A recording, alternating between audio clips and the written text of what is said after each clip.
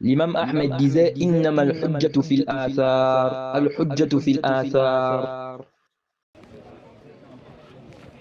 Bon, c'est lui qui pose la question. C'est moi qui pose la première question. Voilà. Bismillah wa salatu wa salamu ala rasulillahi amma ba'd. Bon, c'est combien de minutes? On a combien de minutes? Hein? Jusqu'à 21h pile. Ça va? C'est beaucoup quand même. Toïb. Qu'Allah nous facilite.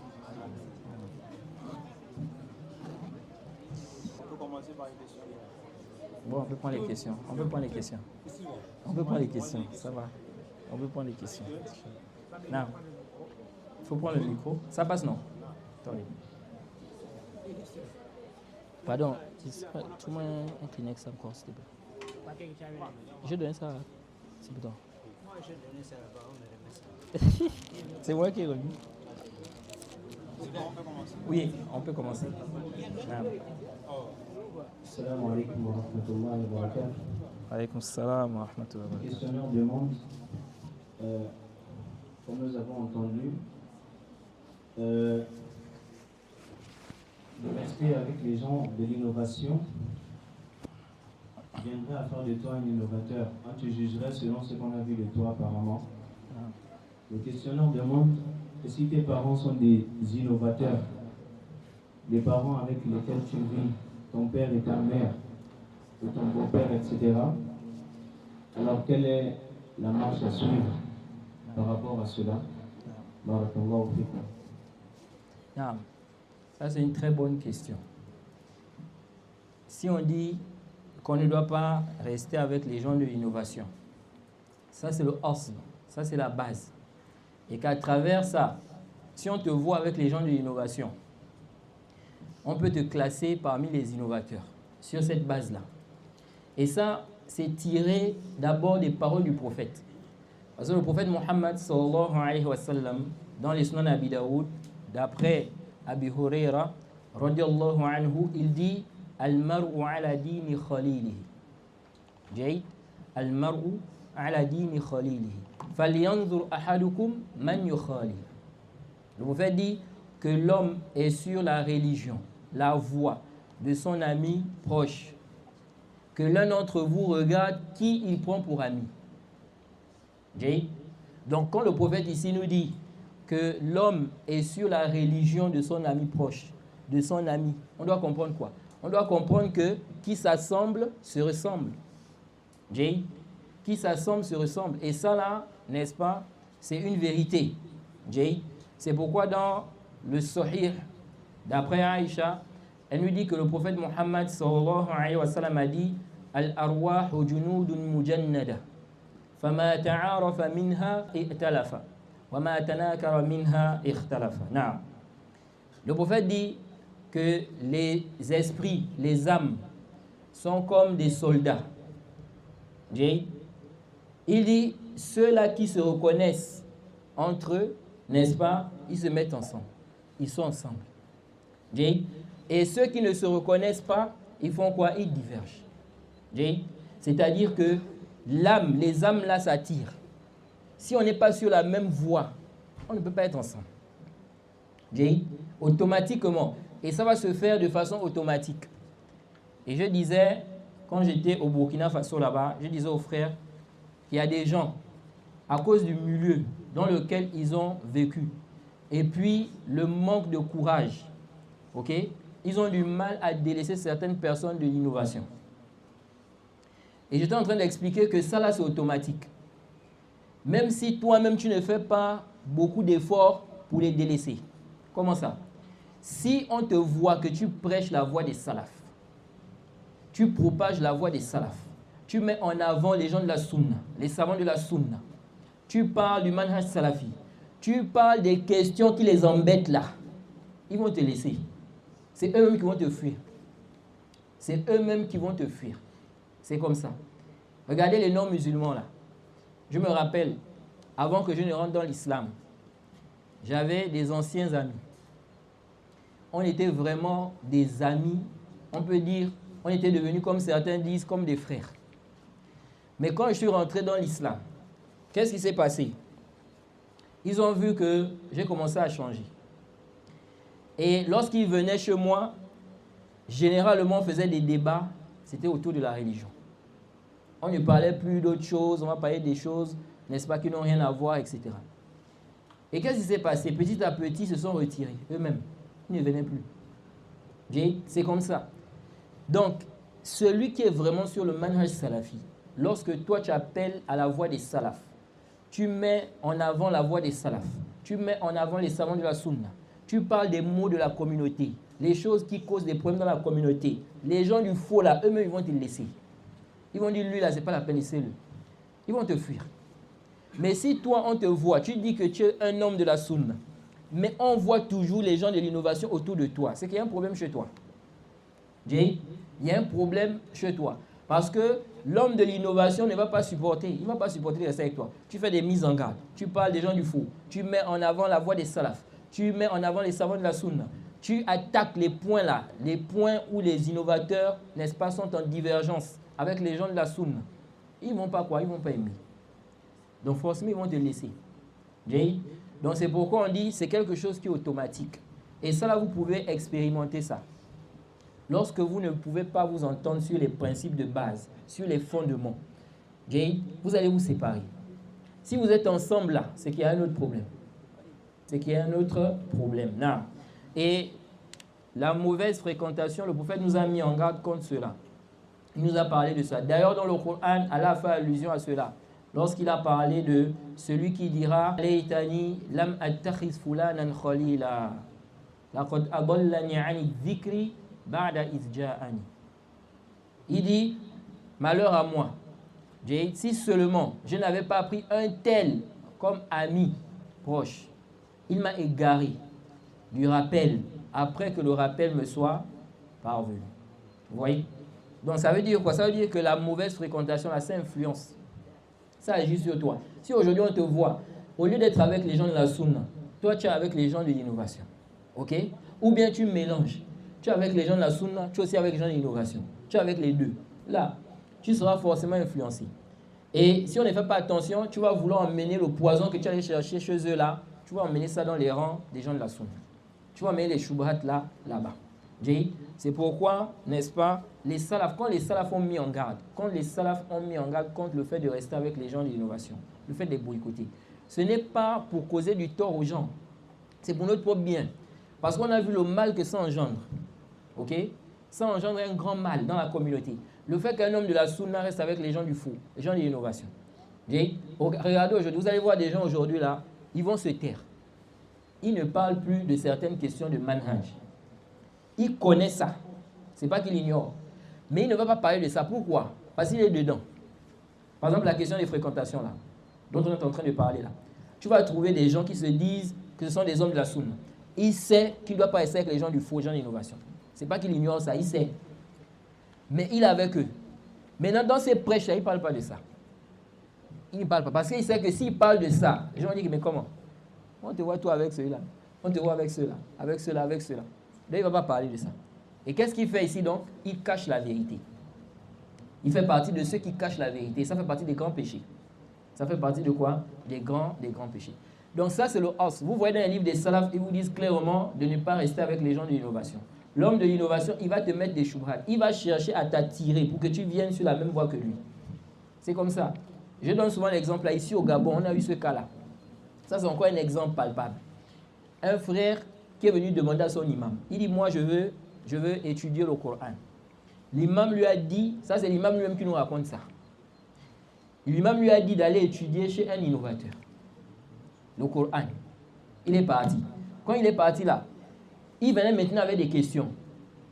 Mais imam, j'ai compris comme ça. C'est comment comme ça? Des shubhat en fait, des ambiguïtés. Quand l'imam l'a vu ça, il s'est rendu compte que, mais toi maintenant tu viens avec beaucoup de shubhat là. Non, arrête. Il ne faut plus apprendre avec lui. Vous voyez? Et wallahi ça là, combien de gens se sont égarés aujourd'hui à cause des fréquentations là? Vous les voyez, ils sont bien hauts. Mais quand ils vont marcher avec des gens du faux là, ils vont être influencés. Mais eux-mêmes ils ne se rendent pas compte en fait.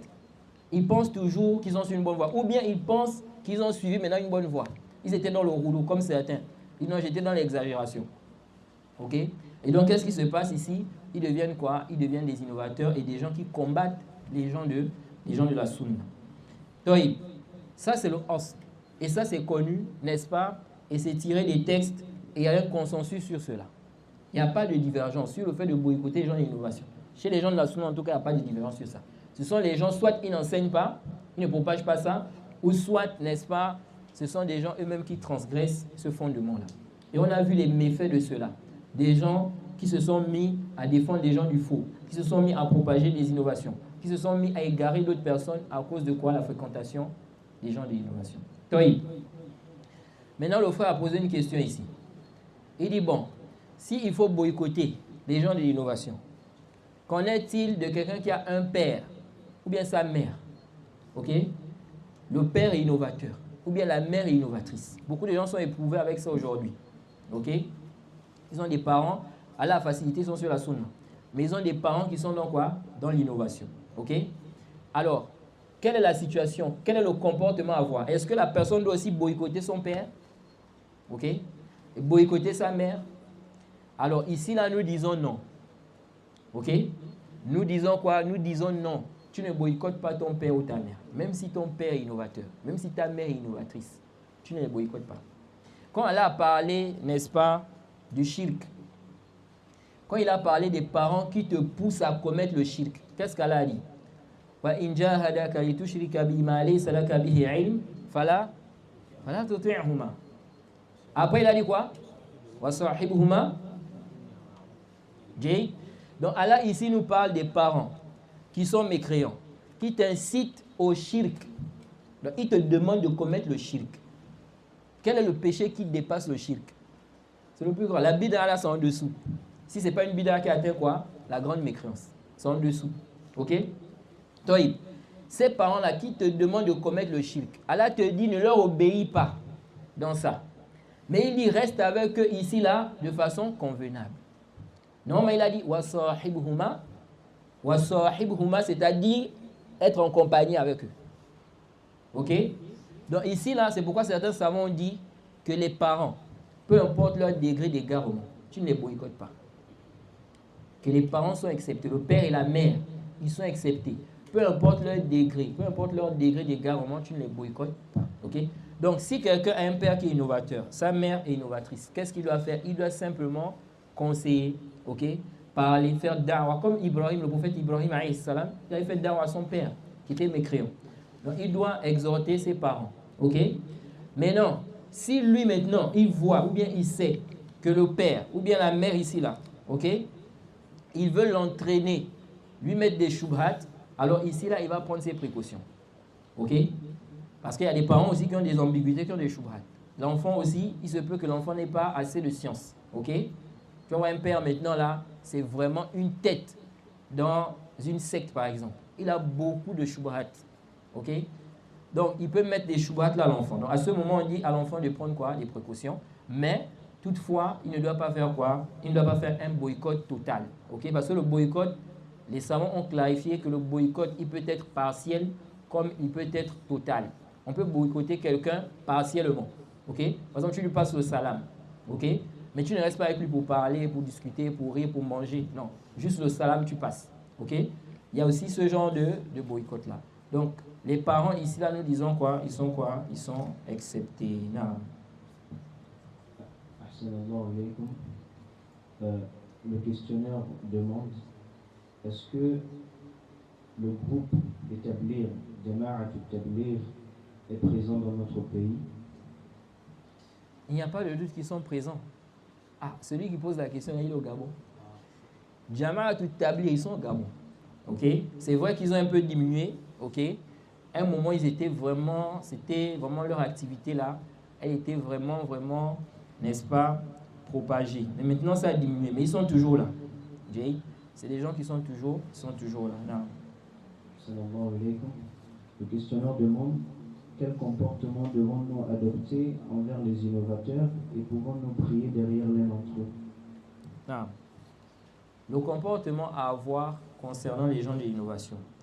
Vous savez, beaucoup de gens aujourd'hui, ce qui emmène aussi certaines personnes à pencher vers les gens de l'innovation, c'est aussi la compréhension qu'ils ont de la sunna, la jalousie qu'ils ont pour la sunna, pour le suivi de la sunna. Il faut bien comprendre que l'innovateur, il s'oppose au prophète. Il contredit le prophète. Il contredit la voix du prophète. Il contredit la voix des salafs. Le prophète, c'est ton bien-aimé. Jay, celui qui le contredit, il s'oppose à lui. Comment je dois te comporter avec lui? Jay? Donc c'est quelque chose aussi, si on regarde bien, les gens eux-mêmes, c'est un problème au niveau de quoi? La jalousie pour la sunna. Jay, si tu as bien compris la sunna, la valeur de la sunna, le danger de l'innovation, et que tu détestes l'innovation là, tu ne peux pas être là avec un innovateur, tu es avec lui, il est dans les bid'ah, il contredit le prophète, on lui parle, il ne comprend pas. Jay? Donc tu dois t'écarter de lui. Tu dois le délaisser. C'est une punition. C'est pourquoi quand les salafs ont parlé du boycott là, quelle est, n'est-ce pas, la sagesse dans ça? Parmi les sagesses dans le boycott, c'est quoi? C'est éduquer la personne. C'est vrai que parmi les sagesses, on a quoi? On a le fait de se préserver. Parce qu'ils ont des shubhat. Ils vont mettre des shubhat aux gens. Dans ces cas, c'est pourquoi l'imam Malik, si vous vous rappelez, pour ceux qui connaissent le asar de l'imam Malik, lorsque quelqu'un est rentré dans la mosquée, il a posé la question à l'imam Malik.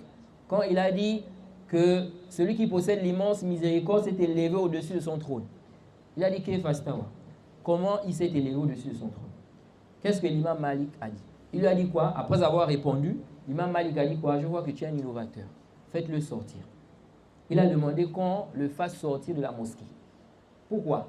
Parce que l'innovateur, là, il est comme un cancer. Vous voyez le cancer, quand ça a pris un endroit, là, ça va chercher à évoluer. C'est comme ça. Ils vont faire quoi? Il va chercher à les entraîner. Ok? C'est pourquoi les salafs ont dit de s'éloigner d'eux. Mais en plus de ça, en plus du fait que, n'est-ce pas, c'est pour préserver les gens des ambiguïtés des innovateurs, mais en même temps aussi, c'est quoi? C'est une punition. Parmi les choses qui permettent d'éduquer les gens, on a quoi? Le boycott. C'est pourquoi lorsqu'Allah a parlé de la femme qui est désobéissante, qu'est-ce qu'Allah a dit? Il a dit de faire quoi? De lui faire le hajj. Ok? Dans le lit. Mais c'est quoi le but? C'est pour qu'elle revienne. Quand quelqu'un va voir que les gens le délaissent, les gens de bien, les gens de la sunna ne sont pas avec lui. Ok? Quand il prie là, il ne prie pas derrière lui. Eux, ils vont prier chez un homme de la sunna. Il fait les cours là, ils ne sont pas là. Ok?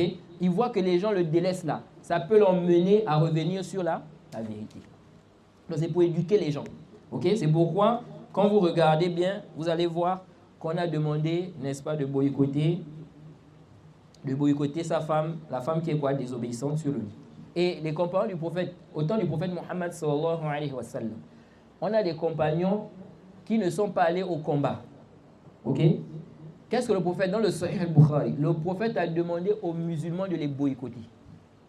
Ils ont été boycottés pendant plus d'un mois. Plus d'un mois, personne ne leur parlait. Il vient comme ça là, il parle, il passe le salam, on ne répond pas. Personne ne répond. Le prophète a demandé aux musulmans de les boycotter. Pourquoi? Parce que, n'est-ce pas, ils ont fait quelque chose qui n'était pas bien, c'était pour les éduquer. Ok? Donc le but du boycott, c'est aussi quoi? C'est aussi pour éduquer les gens. Donc l'innovateur, à la base, on s'écarte de lui. Ok? On le délaisse. On n'est pas avec lui. On ne prie pas derrière lui. On ne prie pas derrière l'innovateur. C'est une punition jusqu'à ce qu'il revienne sur la sunna. Quand il va revenir sur la sunna, on va venir prier. Mais s'il ne revient pas sur la sunna, il est toujours dans la bid'a, on lui parle, on apporte des preuves, tout. Il persiste. On ne prie pas derrière lui. On le boycotte. Les gens de la sunna le boycottent. On ne lui passe pas le salam. On ne lui rend pas visite. S'il meurt aussi, on ne prie pas sur lui. On ne s'affiche pas aussi avec lui. Comme on a vu ici là, quelqu'un qui est mort, c'était connu. Les frères là qui sont partis se sont affichés là. Eux-mêmes, ils connaissent que lui qui est mort là, ce n'était pas quelqu'un qui est sur la sunna. On les a vus, se sont affichés. Est-ce que ça c'était la voix? Ça c'était la voix des salafs. Est-ce que ça c'était la voix des salafs? Surtout si la personne était connue pour combattre la sunna. Vous voyez? Donc ici là, nous disons quoi? Nous disons que le comportement à avoir envers l'innovateur, c'est ça. C'est le boycott. On le délaisse. On le fuit. Ok? Ne prends pas tes enfants, tu leur dis, ils vont aller apprendre chez l'innovateur. Il va mettre des choubrat, il va égarer tes enfants. Maintenant, il faut savoir aussi que les innovateurs là, ils sont en degré. Ok? Ils ne sont pas tous au même degré. Vous allez trouver un innovateur, il est innovateur, mais vous allez voir qu'il ne combat pas les gens de la sunna.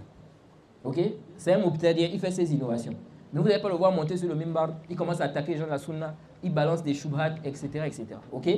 Cet innovateur-là, on ne va pas se comporter avec lui comme l'autre qui combat les gens de la sunna. Ok?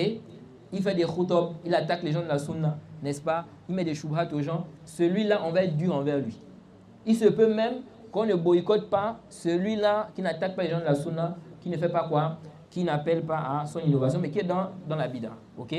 Donc, il faut aussi faire la part des choses par rapport à cela. De même aussi, nous disons que ce qu'on est en train de dire là, ça ne veut pas dire qu'il ne faut pas, n'est-ce pas, parler avec un innovateur pour lui faire quoi? La da'wa. Parce qu'il y a des gens aussi qui voient ça comme si c'était un problème. Ou bien ils voient comme s'il y a une contradiction, mais il y a un problème. Jay, est-ce que quand on dit de boycotter l'innovateur, ça veut dire que tu ne peux pas lui faire da'wa? Ce n'est pas ce que ça veut dire. Okay? Tu lui fais da'wa. Mais pour lui faire da'wa là, il se peut que quoi? Que tu as besoin d'être avec lui, discuter avec lui comme ça. Non. On dit, il se peut que ce ne soit pas nécessaire. Parce que tu peux faire da'wa à quelqu'un à travers Internet. Tu lui envoies des messages, des notes vocales, etc. Pas forcément qu'on vous voit ensemble. Parce qu'il y a des gens comme ça aussi. Ils ont pris ça aussi comme dalil pour tromper les gens. On les voit avec les gens du faux. On leur demande, mais c'est comment? Tu fais quoi avec la personne là? Il dit non, il est en train de faire nasiha. Oui. Parce que l'homme de la sunna, il faut savoir une chose. Un homme de la sunna qui est respecté, qui est écouté. Quand on te voit, les gens regardent ce que tu fais. Les gens regardent ce que tu fais. Et puis les awam là, le commun des musulmans là, ils vont s'argumenter de tes actes. Parce qu'ils voient que tu es devant. Tu es quelqu'un pour eux qui a la science. Donc si maintenant toi, l'homme de la sunna qui est respecté, on te voit, tu marches avec un innovateur qui est connu dans le pays pour combattre les gens de la sunna. Il attaque les gens de la sunna. Il dénigre les gens de la sunna. On vous voit ensemble, vous riez, vous mangez ensemble, il vient chez toi, tu vas chez lui. Les awam là vont penser quoi? Ils vont penser quoi? Hein? Ils vont penser que c'est quelqu'un de bien. Ils vont penser que c'est quelqu'un de bien. Parce qu'ils vont dire, si ce n'était pas quelqu'un de bien, notre imam ne devait pas être avec lui. C'est-à-dire que si les gens l'attaquent même, vous l'attaquez, mais il est avec l'imam. Bien, il est avec l'imam. Il vient chez lui, ils rient ensemble, ils mangent ensemble, ils font des conférences ensemble. Maintenant, vous l'attaquez. Vous voyez? Donc si toi maintenant, on te voit avec des gens du faux, les gens vont prendre ça comme Dali pour dire que ce sont des gens de bien. Ok? Ce sont des gens de bien. Si maintenant les gens viennent pour parler sur ceux-là, on va dire quoi? Comment vous pouvez parler sur eux? Donc vous êtes en train de dire que notre imam, il a des mauvaises fréquentations. Il a des gens qui ne sont pas quoi? Bien autour. Et c'est pourquoi vous allez voir que les gens qui fréquentent les gens du faux là, ok? Quand on va commencer à attaquer les gens qu'ils fréquentent là, eux-mêmes, ils vont chercher maintenant à les défendre. Généralement, ils vont faire ça. Pourquoi ils vont faire ça? Parce qu'ils savent qu'en attaquant ceux qui sont proches de là, indirectement, c'est comme si vous êtes en train de les attaquer eux-mêmes. Donc, c'est comme si vous êtes en train de dire que quoi? Ils marchent avec des mauvaises personnes. Ok? Donc, ici, là, nous disons, il n'y a pas de contradiction entre, n'est-ce pas, le fait de boycotter les gens d'innovation et le fait de leur expliquer la religion. Ok? Un prêcheur peut s'asseoir avec des innovateurs pour leur expliquer. Ibn Abbas, on a parlé de ça ici, il est allé voir les Khawarij. Il leur a, n'est-ce pas, parlé de la sunna. Il a enlevé les shubhat qu'ils avaient. Certains sont revenus sur la sunna, d'autres sont restés. Ok? Mais il a discuté avec eux. Il est allé vers eux. Ok? Donc ici, là, nous disons, ça ne contredit pas la question du boycott. Parce que le but ici, c'est quoi? C'est de leur faire da'wa. Il veut leur parler. Il veut leur montrer la vérité. C'est pourquoi les frères qui ont mené la fitna là, est-ce qu'un prédicateur ça a vu parler prêcher dans une mosquée des innovateurs? Des frères, ils ont mené la fitna avec ça. Ils ont fait des problèmes pour rien. C'est même pas une question, on doit faire des problèmes pour ça. Un prêcheur salafi, il va dans une mosquée des soufis même. Ok? Mais il va prêcher là-bas. La vérité, la sunna. Ok? Nous disons quoi? Il n'y a pas de problème et ça ne s'oppose pas à la question du boycott.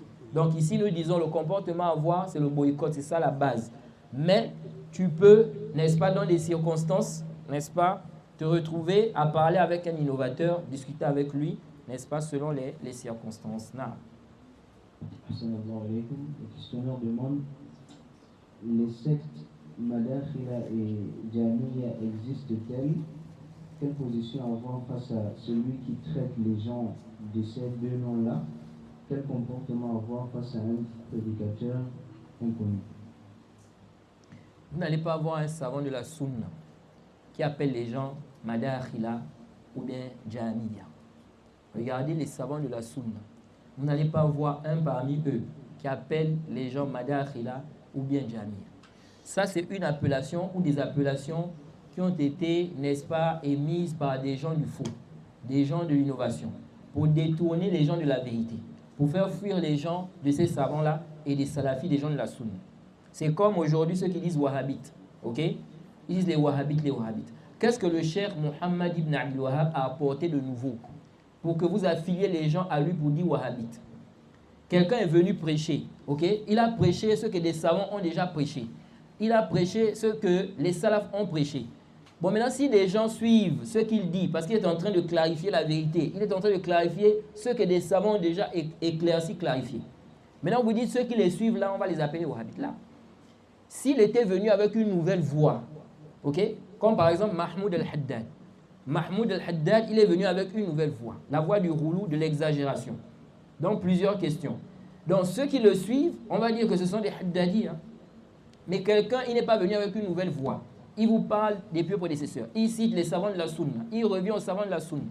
On le voit, il mentionne les principes des gens de la Sunna. Il est sur les principes des gens de la Sunna. Bon, maintenant, vous appelez les gens, vous donnez une appellation aux gens par rapport à ça. Qu'est-ce que le Cheikh Rabi'? Parce que Madakhila, c'est tiré de quoi? Ils font allusion au Cheikh Rabi'. Ok? Et les Jamiya, ils font allusion au Cheikh Mohammed Aman al-Jami.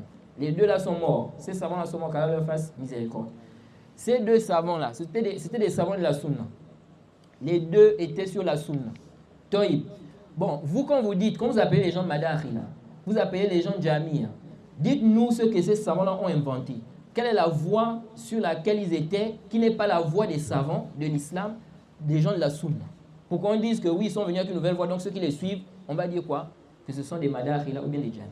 C'est ce qu'il faut. Il faut d'abord répondre à ça. Beaucoup de gens aujourd'hui vont vous dire seulement Madakhila, Madakhila, Jamiya. Cite-moi les fondements que le savant a. Par exemple, le Cheikh Mohammed Aman al-Jami. Vous allez voir quelqu'un, vous allez lui demander, ok, vous appelez les gens Jamiya. Dites-nous ce que vous reprochez au Cheikh Mohammed Aman al-Jami. Soit ils vont mentir, ou bien ils vont dire une vérité, mais eux ils sont en train de penser que ça là c'est quoi? C'est faux. Ils vont dire par exemple qu'il appelle à l'obéissance au gouverneur de manière absolue. Ils ont menti. Le cheikh n'appelle pas à l'obéissance au gouverneur de manière absolue. C'est connu, ça c'est parmi les choses élémentaires. Quand on te parle de la question de l'écoute et l'obéissance, chez les gens de la Sunna, c'est parmi les choses élémentaires de base. On écoute, on obéit au gouverneur dans le convenable. Si le gouverneur te demande de faire ce qui est interdit, tu n'obéis pas. Ton père, tu n'obéis pas. Ton père te dit de faire ce qui est haram, tu n'obéis pas, même si c'est papa, même si c'est maman. Et Allah nous a dit, quand il a parlé, on a vu le verset là, quand il a parlé des parents qui te demandent de commettre le shirk, il dit de ne pas obéir. Ceux qui disent, il y a des parents qui disent, non, je suis ton Dieu sur la terre. Ils pensent que tous ceux qui vont demander à l'enfant de faire, l'enfant doit faire. Non. L'enfant n'a pas le droit de t'obéir si c'est pour désobéir à celui qui est au-dessus de vous tous. Donc si maintenant ici là, on vous pose la question, qu'est-ce que le cheikh Mohammed Aman al-Jami a apporté de nouveau? Vous nous dites non, il appelait à quoi? L'obéissance absolue envers les gouverneurs. Nous disons c'est un mensonge. Le cheikh n'a pas appelé à l'obéissance, n'est-ce pas, absolue envers les gouverneurs. Et ça c'est parmi les choses élémentaires, les gens de la Sunna connaissent ça. Que c'est dans le convenable. L'écoute, l'obéissance au gouverneur, c'est dans le convenable. Ou parfois ils vont dire, il appelait à quoi? L'écoute et l'obéissance au gouverneur. Pour lui, il voit que ça, c'est un égarement. Non, ce n'est pas un égarement, c'est toi qui es égaré. Ça, ce n'est pas quoi? Un égarement. L'écoute et l'obéissance au gouverneur, c'est confirmé par le Coran et la Sunna, et c'est le consensus, n'est-ce pas, des pieux prédécesseurs. Donc, le cheikh Mohammed Aman al-Jami, le cheikh Rabi', tous deux, c'était des savants de la Sunna.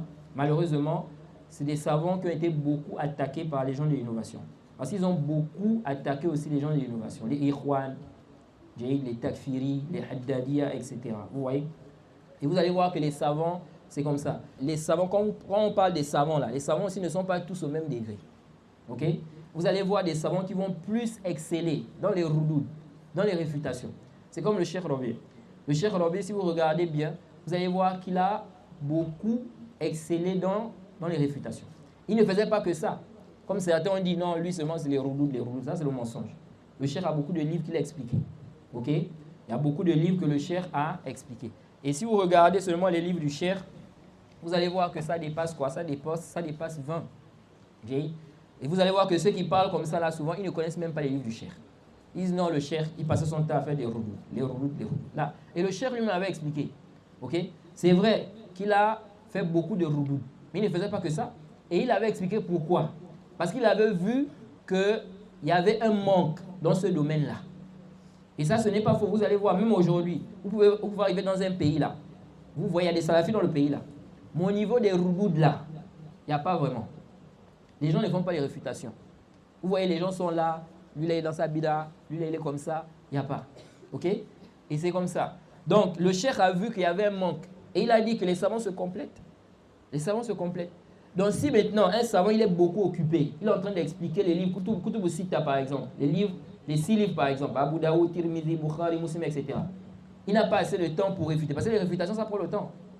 Ça prend du temps. Ceux qui sont rentrés dans les réfutations scientifiques, ce n'est pas réfutation, quelqu'un va venir pour insulter les gens, il dit réfutation. Non, réfutation scientifique. Tu fais une réfutation scientifique, ça prend du temps. Ok? Donc si maintenant, il y a des savants qui sont occupés dans l'enseignement, ok? Ils n'ont pas assez de temps pour se concentrer. Ils font des roudoud, mais ils ne se concentrent pas parce qu'il n'y a pas assez de temps. Et qu'il y a un savant qui peut faire ça. Ce n'est pas un problème, ce n'est pas quelque chose de mauvais. Ok? Ce n'est pas quelque chose de mauvais. Le cheikh avait dit quoi? Que les savants se complètent. Ok? Donc ici, au niveau, n'est-ce pas, de ces appellations-là, prenez ça comme une règle. Si vous voyez quelqu'un qui appelle les gens de la sunna, madkhaliste, madakhila, jahmiya, sachez que c'est un innovateur ou bien un ignorant. Soit c'est un mubtadi', soit c'est un ignorant. Et le plus souvent, ce sont des innovateurs. Vous n'allez pas voir un homme de la sunna, aujourd'hui un savant de la sunna.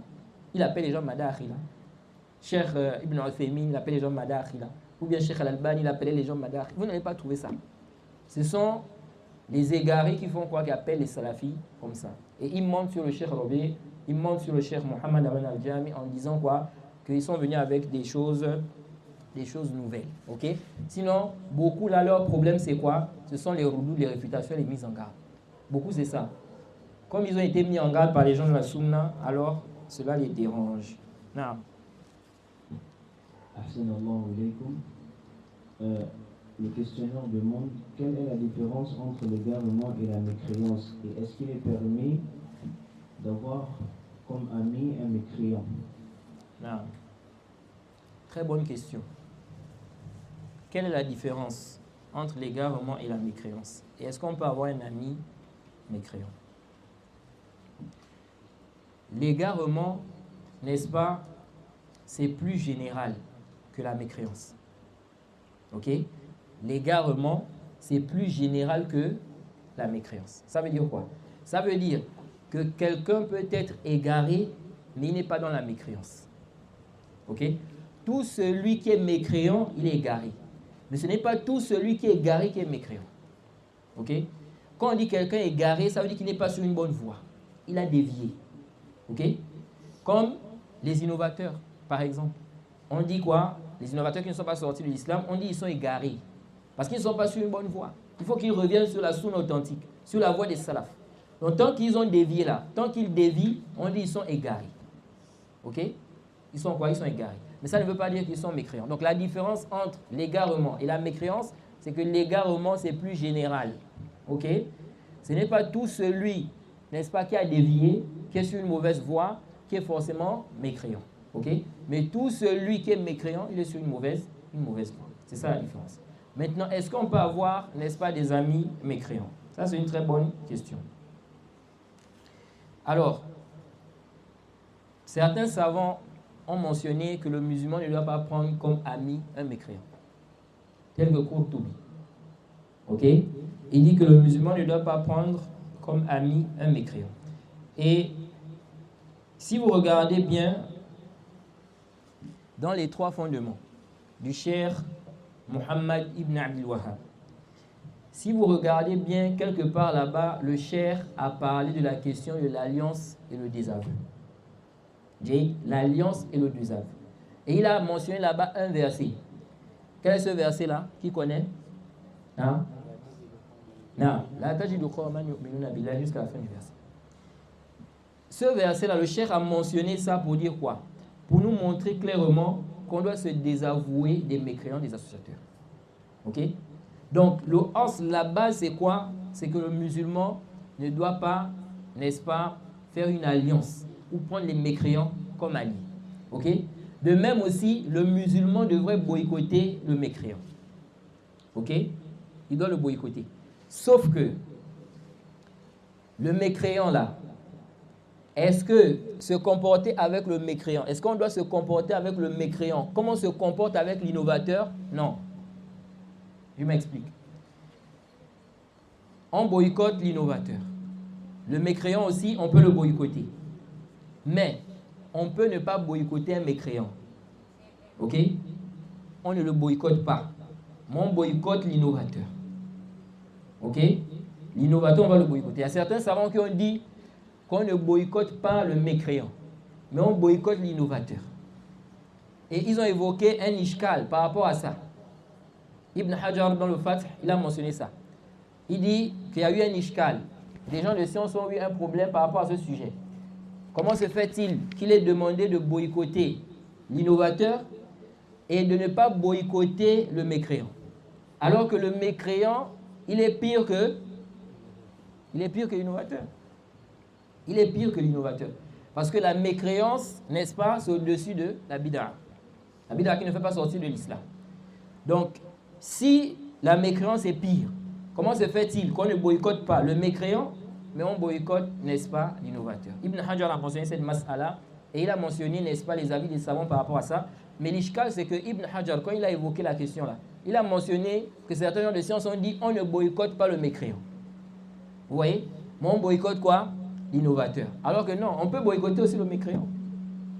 On boycotte aussi le mécréant.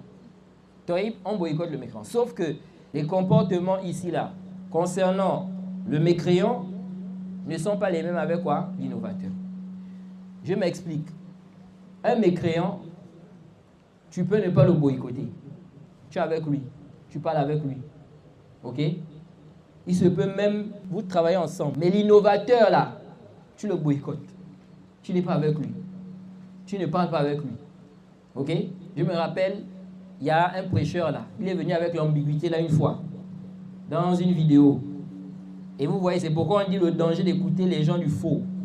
C'est un grand danger. Rachid El-Jay. Je pense que tout le monde ici là le connaît, ou peut-être la majorité. Jay. Il a fait une vidéo. C'était quoi le titre de la vidéo? Mise au point. Je pense que c'était ça. Mise au point. Maintenant, moi, je lui ai fait un rod en 2 audios, une réfutation. La mise au point de la mise au point. Dans la vidéo, là, il a emmené ça comme ambiguïté. Il dit, vous allez voir des gens aujourd'hui, là, ils vont boycotter leurs frères.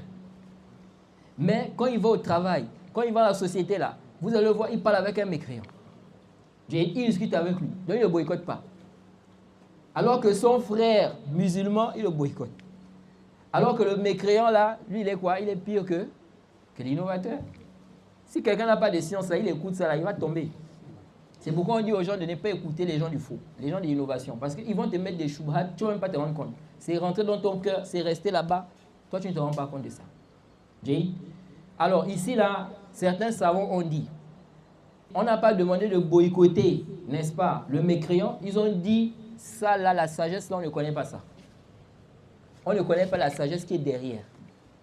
Ok? Il y a des choses comme ça dans l'islam, n'est-ce pas? Une chose est interdite et on ne connaît pas la sagesse qui est derrière. Allah seul connaît. Comme lorsqu'Allah a parlé, n'est-ce pas, des anges, lorsqu'il a dit Inni ja'ilun fil ardi khalifa. Qu'est-ce que les anges ont dit? Ataj'alu fiha man yufsidu fiha wa yasfiku dima'a wa nahnu nusabbihu. Qu'est-ce qu'Allah a dit? Inni a'lamu ma la ta'lamu. Ils ont dit à Allah, quand Allah a dit je veux mettre, n'est-ce pas, une khalifa sur la terre, ils ont dit tu vas mettre quelqu'un qui va faire couler le sang. Alors que nous sommes là en train de te sanctifier, t'adorer. Donc ils ont demandé, ils ont voulu savoir quelle est la sagesse. Et Allah leur a dit quoi? Je sais ce que vous ne savez pas. Il ne leur a pas dit la sagesse c'est ça. Oui. Donc il y a des choses, Allah ne nous a pas mentionné la sagesse de ça. Et il y a des choses, on nous a mentionné cela, il y a des choses, on peut connaître cela de par les textes apparents. C'est pourquoi la position du croyant, c'est quoi? إنما كان قول المؤمنين إذا دعوا إلى الله ورسوله ليحكم بينهم أن يقولوا سمعنا وأطعنا وأولئك هم المفلحون. Ok? La position du croyant, lorsqu'on dit venez, on va juger avec ce qu'Allah a dit, ce que le prophète a dit, c'est quoi? Nous avons entendu, nous obéissons. Si on arrive à connaître la sagesse, alhamdulillah. Si on n'arrive pas à connaître aussi, ce n'est pas un problème. Et le Cheikh Ibn Uthaymin a mentionné une très belle parole par rapport à ça. Et le fait qu'on ignore parfois certaines sagesses là, c'est aussi une sagesse. Il dit qu'il se peut que toi, en connaissant les sagesses de chaque chose là, il se peut que ce qui va te pousser à faire la chose, c'est ta raison. Ok? Contrairement au cas où tu peux ignorer. Tu ne sais pas pourquoi, mais tu le fais par soumission à ton Seigneur. Parce que ton Seigneur t'a demandé de faire. Et tu sais que ton Seigneur, s'il te dit de faire ça, c'est que ton bien se trouve dans cela. Ok? Donc nous disons, certains savants ont dit quoi? Ils ont dit, on ne sait pas, on ne connaît pas la sagesse. Ok? Et il y a d'autres qui ont dit, non, c'est quoi la sagesse ici? Et c'est apparent. Ils ont dit que généralement, celui qui est mécréant là, ok, il ne va pas changer par le boycott, contrairement à l'innovateur. Ok? Généralement. Parce que le but parmi les sagesses du boycott, c'est quoi? Que la personne revienne à la vérité. Quelqu'un maintenant, il est chrétien. Si tu le boycottes, et ça va faire qu'il devienne musulman. Il peut maintenant devenir musulman parce que tu l'as boycotté. Généralement, ce n'est pas ça. Ok? C'est-à-dire que le but du boycott ici, là, son impact sur le mécréant, c'est très faible, c'est minime. Contrairement au cas du musulman. Ils ont dit c'est pourquoi on boycotte l'innovateur, mais on ne va pas boycotter, n'est-ce pas, le mécréant. C'est-à-dire l'innovateur ici, là, il peut revenir à la vérité. Quand il va voir qu'on l'a boycotté, parce que quand il est dans la bid'a, parce qu'il commet quoi, des innovations, il peut revenir. Mais le mécréant là, tu le boycottes parce qu'il n'est pas musulman là, il va rester dans son coufre. Combien de personnes sont comme ça? Il y a des gens aujourd'hui comme ça. Ok? Il va dire quoi? C'est des mécréants. Il ne parle pas avec eux. Il n'est pas avec eux. Vous savez, dans chaque sujet, il y a toujours deux extrêmes. Il y a des gens qui vont dans le roulou, il y a des gens qui vont dans le laxisme. Mais la vérité, c'est quoi? C'est le juste milieu. Et vous allez voir des gens comme ça. Ils vont te dire, les mécréants là, non, tu ne peux pas. Ils vont me faire le takfir, ils peuvent même faire le takfir. S'ils te voient parler avec un mécréant là, ils peuvent dire que non, tu es mécréant. Que tu parles avec les mécréants. Tu as fait l'alliance avec les mécréants. Jay, si tu as transporté un mécréant là, un mécréant va au travail, tu l'as transporté dans la voiture, tu as fait l'alliance avec les mécréants. Tu n'es pas un musulman. Ok? Il y a des gens qui sont dans le rouleau comme ça. Ils vont même se mettre à boycotter des mécréants, ça n'a aucun impact chez eux. Lui, il reste toujours dans sa religion. Pour lui, la vérité, c'est quoi? C'est sa religion. Ok? Donc, ils ont dit l'impact n'est pas quoi? Le même. Ok? Et puis aussi, un autre point qui est très important, c'est qu'on ne craint pas ce qu'on craint avec l'innovateur, concernant le mécréant. Ok? Sauf, n'est-ce pas, vraiment, on va dire un pourcentage qui est minime. C'est-à-dire, l'innovateur, on craint plus qu'il égare le musulman que le mécréant. Pourquoi? Parce que le cas du mécréant, les musulmans connaissent. Ils savent que ce n'est pas un musulman. Si un mécréant vient maintenant, il dit non, il va vous prêcher l'islam. Est-ce que les musulmans vont l'écouter même? Hein? Un mécréant, il vient, il dit, je vous parle de l'islam, votre prophète, ils ne vont même pas chercher à l'écouter. Parce que pour eux, ils savent que c'est un égaré. Ce n'est pas lui qui va nous parler de l'islam. Ok? Mais si quelqu'un innovateur vient, il dit Allah a dit, le prophète a dit, tel savant a dit, les musulmans vont l'écouter. C'est pourquoi si vous regardez bien, beaucoup des musulmans qui sont égarés aujourd'hui là, ce n'est pas à cause des mécréants. Hein. Ce sont les innovateurs là, dans la communauté. C'est pourquoi on dit, on doit régler le problème d'abord en interne. Il y a des gens qui disent non, vous là, vous attaquez les innovateurs, vous parlez des innovateurs, vous parlez moins sur les mécréants. Le problème de la Oumma, vous pensez que ce sont les mécréants. Le problème de la communauté musulmane, aujourd'hui avec toutes les innovations qu'on a, le shirk, etc., là, vous pensez que ce sont les mécréants le problème? Ce sont les musulmans. Ce sont des gens qui se réclament de l'islam. Les innovateurs, ce sont eux qui emmènent les problèmes là. Les gens qui amènent les bid'as dans le dîn. Les gens qui trompent les gens. Combien de gens aujourd'hui, vous allez voir chez eux, ils écoutent, n'est-ce pas, des prêcheurs égarés. Tu regardes le téléphone là, c'est rempli avec des prêcheurs égarés. Mais vous n'allez pas voir qu'il est en train d'écouter les mécréants. Si vous trouvez des musulmans qui écoutent des mécréants là, ils sont vraiment peu. Comme on voit aussi certains musulmans aujourd'hui là, ils se mettent à écouter des pasteurs là. Je ne sais pas, ceux qui cherchent avec. Ils écoutent des pasteurs là qui sont, comment on appelle ça, en Côte d'Ivoire. Parfois ils mettent ça dans mon statut là, oh, il a dit kaza. Subhanallah. Mais de manière générale, vous allez voir quoi, que les musulmans suivent plus quoi? Ils suivent plus les gens qui sont quoi? Ils suivent plus les gens qui se réclament de l'islam. Donc, généralement, le mécréant, il ne va pas influencer le musulman. De manière générale. De manière générale. Okay? Parce que le mécréant, le musulman sait que c'est un égaré. Okay? Il est sur sa religion. Moi, je suis sur ma religion. Même si nous disons que ça ne veut pas dire qu'il n'y a pas des mécréants qui égarent les musulmans. Il y a des mécréants qui égarent les musulmans. Mais si on regarde de manière générale, ceux qui égarent plus les musulmans, ce sont les innovateurs. Non. السلام عليكم ورحمة الله وبركاته. وعليكم السلام ورحمة أحسن الله. الله إليكم ووفقكم الله وإيانا جميعا. Amin. J'ai une question ici, mais qui porte sur 3 volets. Bon, vous m'excusez d'abord. Les enfants peuvent partir, hein, comme il se fait un peu tard. Vous pouvez partir. Inch'Allah. Et la première des questions, vous avez mis un accent sur Al-Hidayah, sur la guidée. J'ai compris dans cela que si la personne n'a pas été guidée, si j'ai bien compris, c'est quelque part une injustice qu'il a faite, ou bien une injustice de son âme. Non. Et que dire de cela si Allah subhanahu wa ta'ala a prédestiné ceci pour lui? Parce que nous savons qu'il y a deux types de irada, iradatul kawni wa iradatul shara'i. Iradatul shar'iyya. Shar'iyya.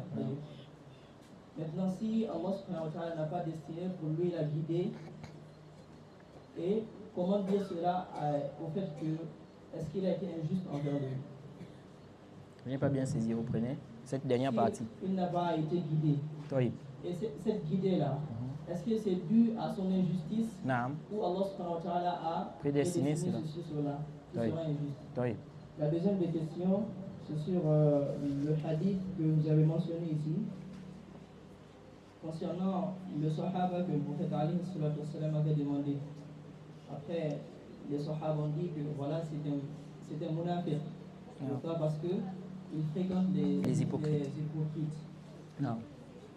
Et vous avez sorti une compréhension ici disant que la compréhension qui est tirée ici, le prophète Ali ne les a pas blâmés. Non.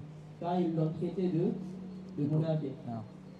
Bon, la question c'est de savoir est-ce que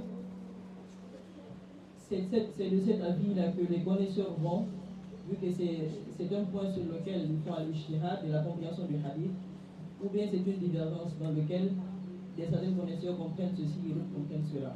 Non. Sur l'innovateur. Non. Et la troisième des questions, c'est sur Al-Hajj. Al-Hajj. Al-Hajj, oui. Non. Vous avez énoncé ici les 3 personnes à qui le prophète avait demandé de faire Al-Hajj. Non. Sachant que ce n'est pas seulement ces 3 personnes-là qui étaient absents au djihad, pourquoi il a spécifié juste ces 3 personnes? Est-ce que c'est parce que il a vu en ces personnes-là que si on réagit ainsi envers eux, ils vont revenir et les autres, ils ne les ont pas fait Al-Hajj? Ou bien c'est comment est-ce qu'il faut comprendre là aussi? Oui. On va commencer d'abord par la première préoccupation. Pour ne pas se perdre. C'était quoi la première préoccupation? La guidée. Sur la guidée. Oui. Donc le frère demande. Il dit, on sait qu'il y a quoi? 2 types de volonté. On a iradatu shar'iyya et iradatu kawniyya. Il y a la volonté universelle et il y a la volonté législative. Ok? Donc, Allah subhanahu wa ta'ala veut, dans sa volonté législative, il veut que les gens soient guidés. Ok? Maintenant, Allah subhanahu wa ta'ala veut, dans sa volonté universelle, qu'il y ait des égarés, qu'il y ait des mécréants. Donc, est-ce que le fait qu'Allah subhanahu wa ta'ala, ici là, il veuille qu'une personne soit égarée, est-ce que ça infirme la prédestination? Est-ce que ça infirme, n'est-ce pas, le fait que ça soit décrété pour lui, n'est-ce pas, qu'il sera égaré ou bien qu'il sera mécréant? Donc, il n'y a pas de doute que tout ce qui se passe sur cette terre-là, ça a été décrété. Tout ce qui se passe a été décrété. Ok? Si quelqu'un est mécréant, c'est que ça a été décrété qu'il soit mécréant. Mais on a dit quelque chose ici, là, si vous avez bien saisi. On a dit, certes, Allah veut, n'est-ce pas, qu'un tel soit guidé. Il veut qu'un tel soit égaré. Mais est-ce une volonté, n'est-ce pas, simple comme ça? On a dit non. C'est une volonté avec sagesse. C'est très important de comprendre ça. C'est une volonté avec sagesse. Ça veut dire quoi? Ça veut dire que Allah, ici, là, il sait celui qui est digne d'être guidé et celui qui est digne d'être égaré. Allah pouvait vouloir celui-là qui a en lui quelque chose qui implique qu'Allah l'égare. Ok? Allah pouvait vouloir qu'il soit guidé. Allah pouvait vouloir qu'il soit guidé. Mais Allah n'a pas voulu. Okay? Donc ici, là, on dit que le fait ici qu'on dise que la personne a été un sabab, une cause, il a commis une injustice sur lui-même, ça n'infirme pas le fait que ça a été quoi? Décrété. Ok? Ça a été décrété. Tout ce qui se passe a été décrété. Allah a décrété que celui-là, il va être mécréant. Ok? Il a décrété cela. Mais est-ce que ici, là, quand celui-là va être mécréant, ce n'est pas lui-même qui a choisi, il n'a pas été le sabab, il n'a pas fait des asbab, c'est lui-même. C'est lui-même. C'est-à-dire, ça n'infirme pas quoi? Ça n'infirme pas le décret. Ok? Allah subhanahu wa ta'ala, comme vous le savez, il connaît toutes choses. Il connaît le serviteur. Là où on est là, Allah connaît où on va mourir. Allah connaît comment on va mourir. Allah connaît nos cœurs. Il sait celui qui a un bon cœur, celui qui a un mauvais cœur. Tout ça, Allah connaît. Ok? Donc, si Allah subhanahu wa ta'ala sait tout cela et qu'il a décrété qu'un tel, il va mourir mécréant, ok? Et on sait très bien que la personne, n'est-ce pas, a sa volonté. Il n'y a aucune contradiction ici, là. Ok? Allah a décrété cela, naam. Allah a voulu cela, naam. Mais comme on a dit, c'est le serviteur qui est quoi? Le sabab. C'est comme lorsqu'Allah a dit dans le verset 70. Dans le verset 70 de la sourate 8, lorsqu'il dit, parlant des captifs, in ya'lamillahu fi qulubikum khayran yu'tikum khayran mimma ukhiza minkum. Ok? Si Allah, n'est-ce pas, voit en vous du bien, il va vous donner meilleur que ce qui vous a été pris. Ok? C'est pourquoi on a vu ici qu'Allah regarde le cœur des serviteurs aussi. Tu peux voir quelqu'un aujourd'hui en apparence, il fait des choses, mais son cœur là, Allah connaît. Ok? Donc il y a plusieurs choses qui font en sorte que Allah égare le serviteur. Ok? Mais en conclusion de tout ça, c'est le serviteur qui a été quoi? Le sabab. C'est lui qui a été quoi? Le sabab. Donc il n'y a pas d'ishkal ici. C'est clair ou bien? Et encore un ishkal. La deuxième question, c'était quoi? Sur le hadith, où ils ont dit que c'était un monarque. Non. Et maintenant, la compréhension que vous avez sortie là, Oui. soi-disant. Oui, est-ce qu'il y a divergence? Voilà, est-ce qu'il y a divergence? Tout d'abord, il n'y a pas de divergence entre les gens de la sunna sur le fait de boycotter les gens de l'innovation. Ça, c'est d'abord un. Toïb, il n'y a pas de divergence. Ça veut dire quoi? Ça veut dire que même si on vient pour dire que les savants ont divergé sur la compréhension de ce récit-là, par rapport à ce qu'on a expliqué, ok? Ça ne va pas remettre en cause ce principe-là. Il faut boycotter les gens de l'innovation. Toïb. Maintenant, concernant le hadith en question, qu'est-ce qu'on a déduit de ce hadith-là? On a tiré quoi de ce hadith? On a déduit quoi du hadith-là? Qui nous rappelle? Non. Le prophète ne l'a pas blâmé du fait que quoi? Du fait qu'il ait traité, n'est-ce pas, l'autre de quoi? D'hypocrite. Pourquoi? À cause de ses fréquentations. Ok? On pose la question, dans ce hadith-là, est-ce que le prophète a blâmé ce compagnon-là? Est-ce que le prophète a blâmé ce compagnon-là? Quand il a dit que c'est un hypocrite. Ensuite, il a donné la raison pourquoi il dit qu'il est hypocrite. Est-ce que le prophète l'a blâmé par rapport à ça? Il ne l'a pas blâmé. Ok? C'est pourquoi le cheikh Ibn Uthaymin a dit quoi? Il dit ici que celui qui se base sur des qara'in, des indices, pour juger quelqu'un là, ok? On ne doit pas le blâmer. Ok? On ne doit pas quoi? Le blâmer. Parce que lui, il a vu que comment tu dis que tu es musulman, mais on te voit avec les hypocrites seulement. Tu es seulement avec les hypocrites. On doit comprendre quoi de ça? Ok? Donc c'est pourquoi il a dit c'est un hypocrite. Ok? Bon, maintenant, est-ce que ici, là, ce qu'on vient de dire là par rapport à ce récit, est-ce que les savants sont unanimes par rapport à cet istidlal-là? Non. Ok? Ibn Rajab, par exemple, dans son explication du Fath al-Bari, ok, quand il a expliqué ce récit-là, lui, il a dit même qu'on ne doit pas se baser sur des qara'in pour traiter quelqu'un d'hypocrite. Ok? Il ne doit pas se baser sur des qara'in pour traiter quelqu'un d'hypocrite. Alors que d'autres savants disent, ce hadith, c'est la preuve qu'on peut se baser sur des qara'in pour donner le jugement sur la personne. C'est pourquoi le cheikh Ibn Uthaymin dit quoi? Il dit alors que c'est connu même que celui qui traite l'autre de mécréant, alors qu'il n'est pas mécréant, ça revient sur lui. Ok? Non, Wallahu a'lam. La dernière question, c'était quoi? Sur Al-Hajj. Non. Oui, c'était quoi? C'était concernant les 3 compagnons qui Non. ont été rejetés. Non. Est-ce que c'est à la lecture Non. pour rejeter tout le monde ou bien pour voir ceux à qui faut rejeter? Bon, je ne sais pas si vous étiez là depuis le début. Sinon, on a répondu. Quand on a parlé de la question du boycott de l'innovateur, la question du boycott là, ce n'est pas de manière absolue. Ok? Et on a expliqué ça. Quand on a pris le cas, par exemple, du cas du père et de la mère, ou bien le cas où tu veux faire dawa à quelqu'un. Ok? Il y a le cas où tu veux lui faire dawa. Il se peut que quelqu'un, en le boycottant là, toi tu veux qu'il vienne à la sunna, il suive la sunna. Mais si tu le boycottes là, il ne va pas venir à la sunna. Ok?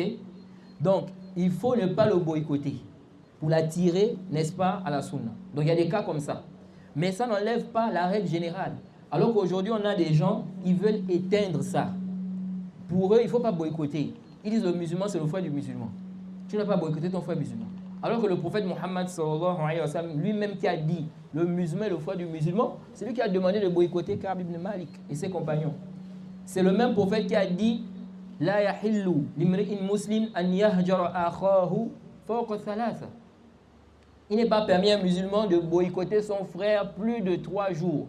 Fayaltaqiyan fayu'ridu hadha wa yu'ridu hadha wa khayruhuma alladhi yabda'u bis salam. Ils se rencontrent, celui-là tourne le dos à celui-là, celui-là tourne le dos à celui-là. Le meilleur d'entre eux, c'est celui qui va passer le salam en premier à l'autre. C'est pourquoi on dit souvent aux frères, les gens qui sont en conflit là, on dit qu'il faut mettre l'orgueil à côté. Soit parmi les meilleurs. Le prophète a dit le meilleur, c'est celui qui va passer le salam. Parce que l'autre comme ça, je ne passe pas le salam. S'il ne me salue pas, moi aussi je ne salue pas. Ok? Ils sont comme ça. Ou d'autres même, parfois aujourd'hui, ça n'est pas messagerie. S'il ne m'envoie pas un message, je ne m'envoie pas aussi. Non. Le prophète dit quoi dans ce hadith? Il dit le musulman n'a pas le droit de boycotter son frère musulman au-delà de 3 jours. Vous voyez? Donc ça veut dire quoi? Ça veut dire que c'est permis en deçà de 3 jours. Si le prophète dit que tu n'as pas le droit de boycotter ton frère au-delà de 3 jours, ça veut dire que je peux le boycotter 3 jours, je peux le boycotter 2 jours, je peux le boycotter 1 jour. Ça montre que c'est permis. Donc on ne peut pas venir pour un hadith où le prophète a dit Al-Muslim, Akhul Muslim. Le musulman est le frère du musulman pour interdire le boycott de manière absolue. Et quand on sait que le prophète a demandé de boycotter des gens pendant plus d'1 mois, ils ont boycotté Ka'b ibn Malik et ses compagnons pendant plus d'1 mois. Je pense 50 jours comme ça, ou un peu plus. C'est plus d'1 mois. Vous voyez? Donc ici, là, nous disons, le boycott, ce n'est pas de manière absolue. Non, le os, la base, c'est de boycotter les gens de l'innovation, les gens du faux. Ok? Mais il peut y avoir des circonstances où tu ne vas pas les boycotter. Maintenant, si on est par exemple ici, là, regardez le cas du Gabon. Ok? Ou dans beaucoup de pays, ce n'est pas seulement au Gabon. Il y a beaucoup de pays aujourd'hui là, il y a beaucoup d'innovateurs. Les gens n'ont pas encore bien compris la sunna authentique. Toi maintenant en tant que prédicateur, tu arrives, tu dis moi là, c'est boycott. Tu t'enfermes dans ta maison là-bas. Tu ne peux pas prêcher dans les mosquées. Tu n'enseignes pas aux gens la religion. Tu dis non, il faut boycotter. Les Al-Bida. Qu'est-ce qui va se passer? Tu vas faire perdre la dawa. Tu vas faire perdre la dawa. Dans un milieu comme ça, tu dois aller vers les gens, prêcher, enseigner, faire passer le message. C'est pourquoi le Cheikh Rabi disait ça. Il disait que si on parle de boycott là, il dit si chez vous le boycott, c'est boycott là. Il dit les gens vont connaître la sunna quand? Les gens vont connaître ça quand? Parce qu'il y a des gens comme ça. Ils disent boycott. Non, moi je ne peux pas dans la mosquée là. Je ne prêche pas là-bas. Je ne peux pas enseigner là-bas. Je ne fais pas comme ça. Bon, maintenant tu fais quoi? Bon, les gens vont faire comment pour comprendre la sunna, le manhaj salafi? Si vous ne partez pas vers eux, parce que les gens aujourd'hui là c'est compliqué. Toi, tu vas faire un dars. Tu dis non, je fais dars là-bas. Les gens ne viennent pas. Quand on prend le cas de notre pays au Gabon, là, j'ai remarqué que ça a même baissé. Avant, quand même, dans les mosquées, tu voyais les prêches, les coups, les gens étaient un peu. Mais j'ai remarqué que ça a encore baissé. Je ne sais pas pourquoi, la raison. Quelqu'un a dit peut-être que les gens sont trop dans la dunya maintenant. La vie est trop dure, peut-être. Sinon, vous voyez, avant, ce n'était pas comme ça. Je connais des prêcheurs, les prêcheurs égarés là. Eric Yunus là. Quand ils étaient venus ici au Gabon, la première année là, mais il y avait beaucoup de gens dans les mosquées. Mais quand ils sont revenus ici, là, tu regardes la mosquée, quand on filme là, tu dis, mais c'est comment? Les gens sont partis où c'est? Ça a baissé. Vous voyez, aujourd'hui c'est compliqué. Si tu viens maintenant, tu dis, non, je fais dars là-bas, les gens ne se déplacent pas. Toi, tu veux le bien pour les gens.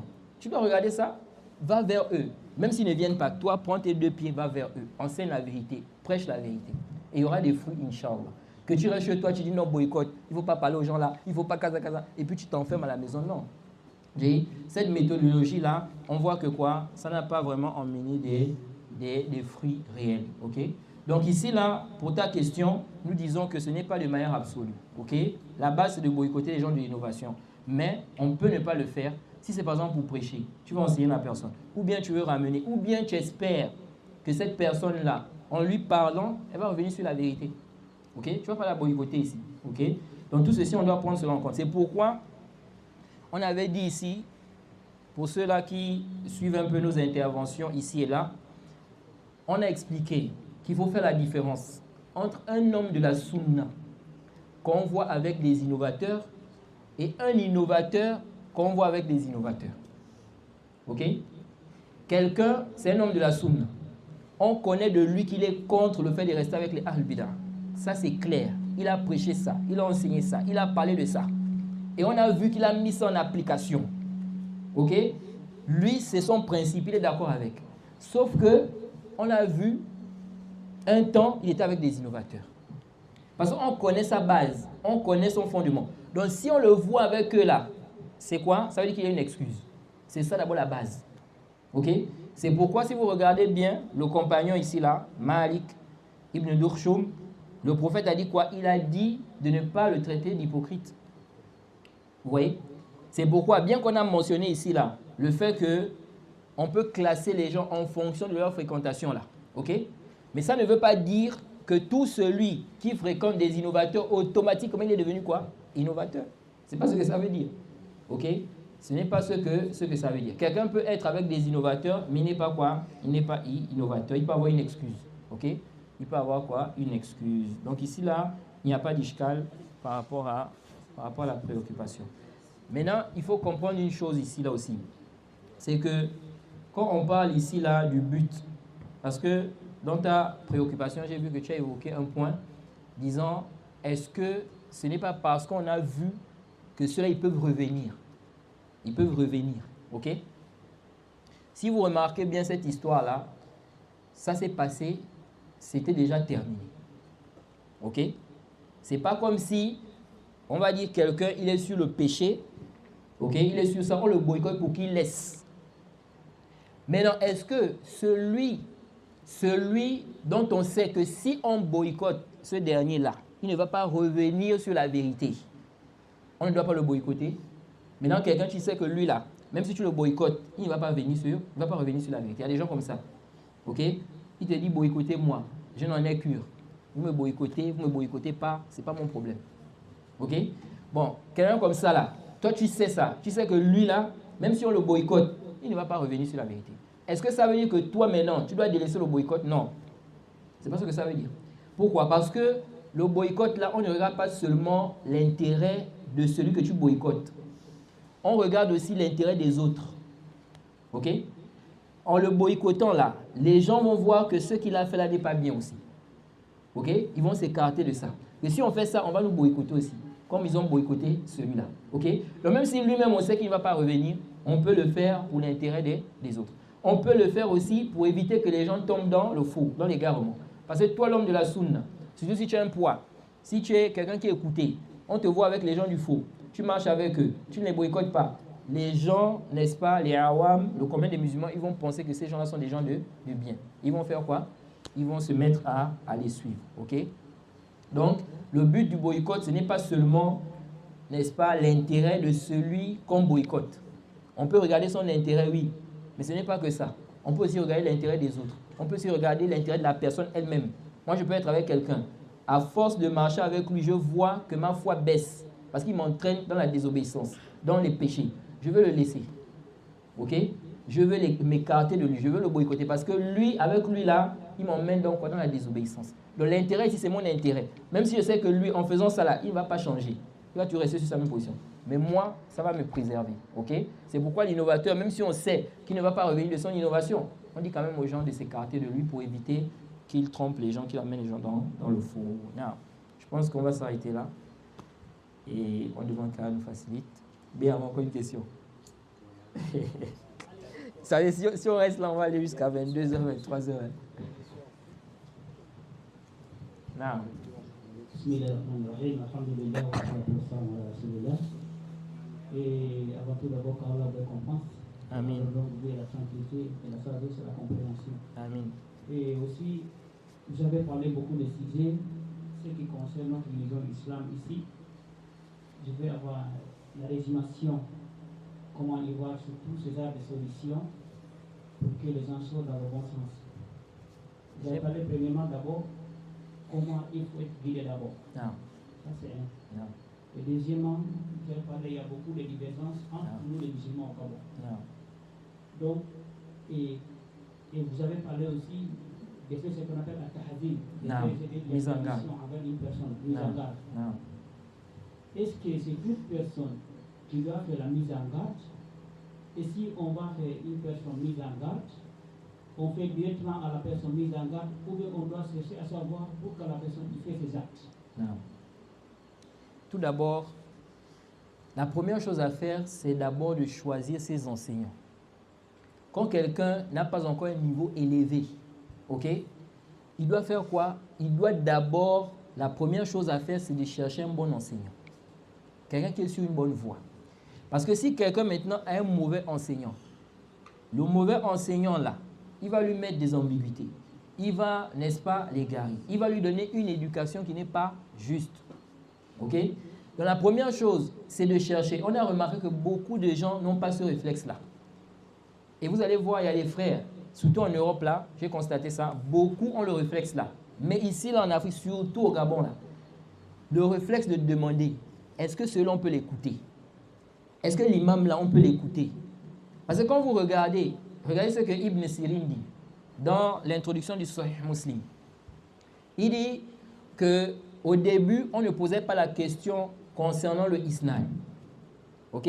Il dit falamma waqa'atil fitna, lorsque la fitna est arrivée, c'est-à-dire que les gens ont commencé à emprunter plusieurs voies. Ok? Les innovations ont apparu. Il dit, ils ont commencé à dire quoi? Sammu lana rijalakum. Mentionnez-nous vos hommes.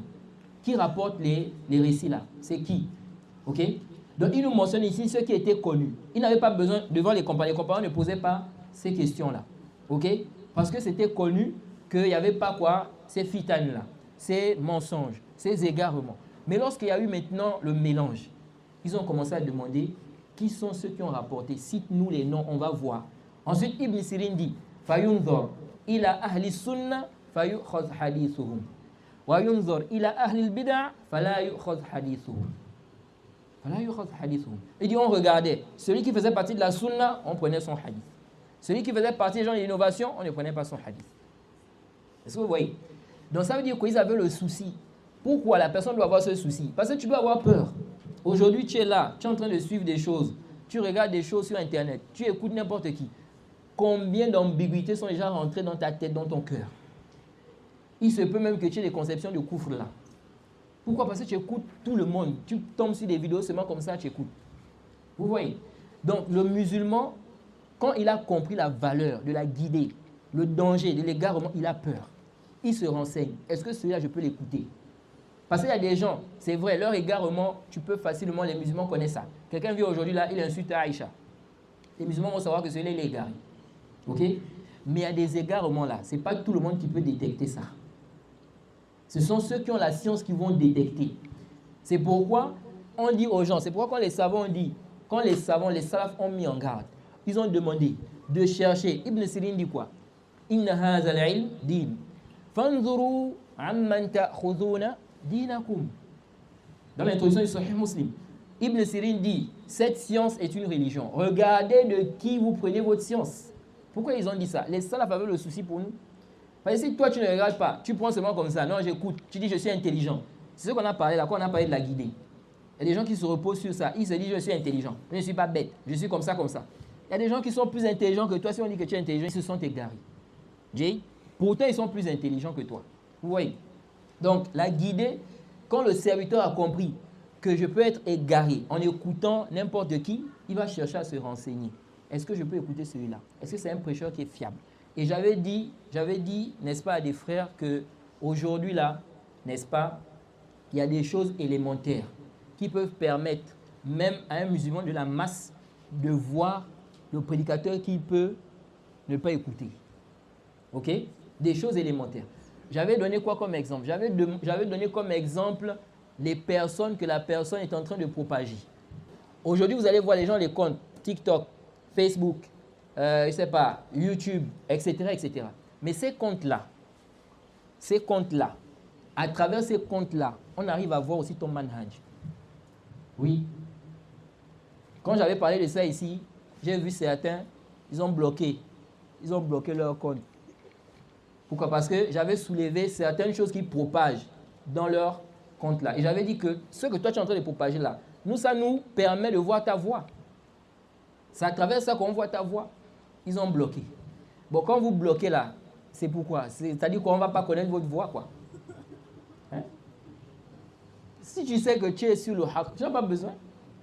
À moins que tu aies une raison valable pour bloquer. Mais si c'est pour dire que non, les gens vont venir voir ce que je propage, mais tu dis que tu es sur la vérité. En principe, si tu fais dawa sur Internet là, c'est pourquoi? C'est pour que les gens profitent, non? Maintenant, tu bloques. Vous voyez?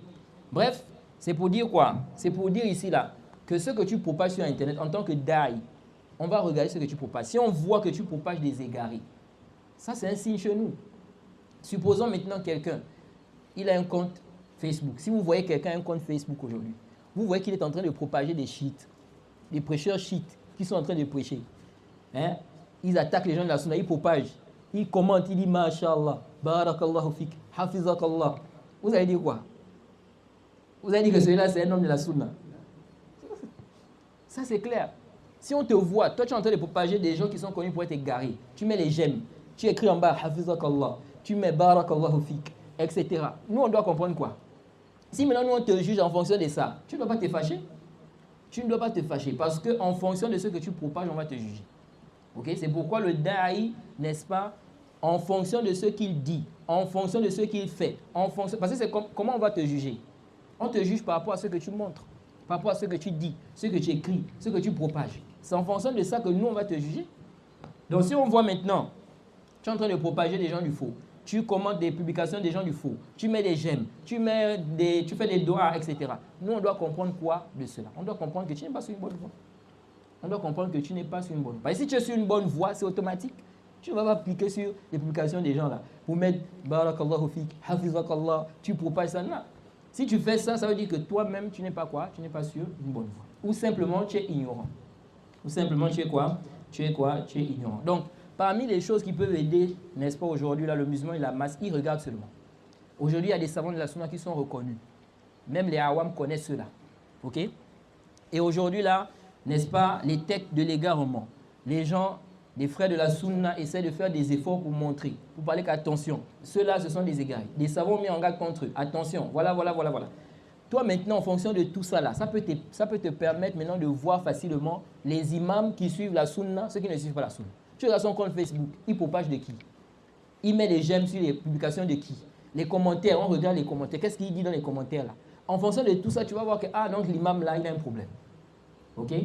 Maintenant, si quelqu'un aujourd'hui là, il ne peut pas le faire, qu'est-ce qu'il fait? Il vient demander à ceux qui sont sur la bonne voie. OK? Il vient leur demander, maintenant, je peux écouter qui? Maintenant, ceux-là vont lui dire, écoute celui-là, écoute celui-là, écoute celui-là, écoute celui-là. OK? Maintenant, dans le cas où quelqu'un ne connaît pas quelqu'un de fiable, ok? Quelqu'un maintenant, il ne connaît pas une personne qui est fiable, vers qui il peut revenir pour lui demander que bon, je peux écouter qui? Ok? Quelle est la situation de celui-là? La situation de celui-là, c'est dans les mains d'Allah. Ok? S'il ne connaît pas quelqu'un de fiable, vers qui il peut revenir, il n'a pas un moyen lui permettant de voir qui sont ceux qui sont bien guidés là. Sa situation est dans les mains d'Allah. C'est pourquoi vous allez voir qu'il y a des gens qui se convertissent à l'islam, ils tombent dans des mains des sectaires. Quelqu'un s'est converti auprès, par exemple, des soufis. Vous voyez, il devient soufi. S'est converti auprès des tablirs, il devient tablir. Ok? Les gens qui l'ont mené dans l'islam, c'est des égarés, ils l'ont mené dans sa voie. Vous voyez? Donc nous disons, le cas là où la personne ne connaît pas, et la personne n'a pas un moyen, son cas revient à Allah, mais toujours, comme on a dit, n'est-ce pas qu'Allah n'est pas injuste. Ok? Allah n'est pas quoi? Injuste. Non. Donc voilà un peu ce qu'on peut dire par rapport à ça. Mais si vous avez bien saisi la conférence là, la voie à suivre, c'est la voie des pieux prédécesseurs. Ok? Le Coran et la Sunna à la compréhension des pieux prédécesseurs. Tout celui qui est contre cette voie-là, comme des gens aujourd'hui là, ils sont contre le fait de se dire salafi. Il y en a qui font la différence. Ils sont contre le fait de dire salafi, mais ils ne sont pas contre le fait de suivre les salafs. C'est en contradiction. Parce que le fait de suivre les salafs, salafi, c'est ce que ça signifie. Salafi veut dire quoi? Celui qui suit les salafs. Celui qu'on appelle salafi. Donc si toi tu dis aujourd'hui, non, je suis les salafs, on peut suivre les salafs, mais on ne dit pas salafi. Tu es en contradiction. Parce que celui qui suit les salafs, c'est celui qui est salafi. On l'appelle comme ça, c'est un nom. Salafi, il suit les salafs. C'est comme on dit la Umma Muhammadiyya. Ils suivent Muhammad, la Umma Muhammadiyya. Tu ne peux pas venir dire ici, non, n'édite pas ça. N'édite pas Umma Muhammadiyya. Comment ça? Ils suivent le prophète Muhammad, on les appelle la Umma Muhammadiyya. Il n'y a pas de problème dans ça. C'est même pas une chose où on doit emmener des problèmes. Parce que c'est juste une appellation. C'est comme Ahl Sunna. Vous allez voir des gens, ils disent il ne faut pas dire salafi. Mais en même temps, ils disent Ahl Sunna. Ok? Il dit ça, c'est un sunni. L'imam là, c'est un sunni. Mais salafi, il dit non, il ne faut pas dire salafi. Bon, sunni, le prophète a dit sunni. Ou le hadith où le prophète a dit sunni. Ou le hadith où le prophète a dit Ahl Sunnati wal Jama'a. Ça, ce sont des appellations. Ok? Ce ne sont pas des adorations à la base. Ahl Athar, Salafi, les gens de la Sunna, les gens, n'est-ce pas, le groupe sauvé. Tout ça, ce sont des appellations simplement pour, ici, là, décrire des gens qui suivent quoi? Une même voie. Ok? Et ce n'est pas une adoration. Comme disait le Cheikh Al-Albani, on ne le fait pas par adoration. C'est pourquoi on ne demande pas le dalil pour ça. Celui qui demande le dalil pour ça, il n'a pas bien compris. Tu ne dois pas demander à quelqu'un ou le dalil qui dit on peut s'appeler Salafi ou on peut s'appeler Athari. Non. Nous disons quoi? Nous disons que les appellations, à la base, ça ne rentre pas dans quoi? Les adorations. C'est ça le asl. Les appellations là, ça ne rentre pas dans les adorations. Par conséquent, on peut se donner des noms tant que le sens est correct. Et puis il n'y a pas un dalil dans le kitab ou la sunna qui interdit ça, il n'y a pas de problème. Ok? Donc ici là, nous disons que la personne doit suivre la voie des salafs. Et tout celui qui suit la voie des salafs, il est salafi. Ok? Maintenant, un imam qui est contre ça, on dit qu'il n'est pas salafi. Un imam qui est contre le fait de suivre les salafs, comme certains qui disent nous-mêmes on peut réfléchir. Ok? Chacun peut réfléchir. Nous sommes des hommes, eux aussi sont des hommes. Donc on comprend comme on veut. Je peux ici interpréter, faire mon ijtihad. Ici, là, si quelqu'un est comme ça, on dit quoi? Ce n'est pas quelqu'un qui suit quoi? La voie des salafs. Ok? De même aussi, ceux qui vont dire qu'ils suivent la voie des salafs. Mais si on voit que dans la pratique, ils ne suivent pas, on ne va pas les considérer comme étant des gens de la sunna. Parce qu'il ne suffit pas de dire que tu fais partie des gens de la sunna. Les khawarij ont dit ça. Les khawarij, n'est-ce pas, ils voient qu'ils sont sur la sunna. Ils voient qu'ils sont sur le tawhid. Ok? Pourtant, ils sont égarés. Donc, même si tu dis, je suis sur la sunna. Mais si on voit que dans la pratique, dans la compréhension du din, c'est pas ça, on ne va pas te classer parmi les gens de la sunna. Non. Concernant les mises en garde aussi, il n'y a pas de problème avec ça. La mise en garde est légiférée. Des preuves pour cela, du kitab, de la sunna et le consensus des musulmans. Ok? Le consensus des musulmans. Le Cheikh al-Islam a mentionné ijma' concernant les mises en garde. Tous ceux qui sont contre les mises en garde là, ils sont en train de contredire le consensus des musulmans. Et eux-mêmes, ils ne peuvent pas appliquer ça. Parce que dans la dunya, ils ne vont pas appliquer ça. Quelqu'un va dire, n'allez pas acheter les tomates là-bas. Parce que ceux-là ne vendent pas des bonnes tomates. Ça, c'est quoi? C'est une mise en garde. Ah, tu vas aller te faire soigner. Attention, l'hôpital là, il ne soigne pas bien les gens. On a vu des gens qui sont allés là-bas plusieurs fois, n'est-ce pas? Ils n'ont pas été bien soignés. Ok? Ça, c'est quoi? Mise en garde. J'ai acheté la voiture chez lui une fois. Le moteur n'était pas bon. Attention. Les gens, ils vendent des voitures, n'est-ce pas, qui ont des problèmes de moteur. Tout ça, c'est la mise en garde. Maintenant, la religion qui est plus que la dunya, vous dites qu'il ne faut pas faire des mises en garde. Laissez les gens. Comment ça?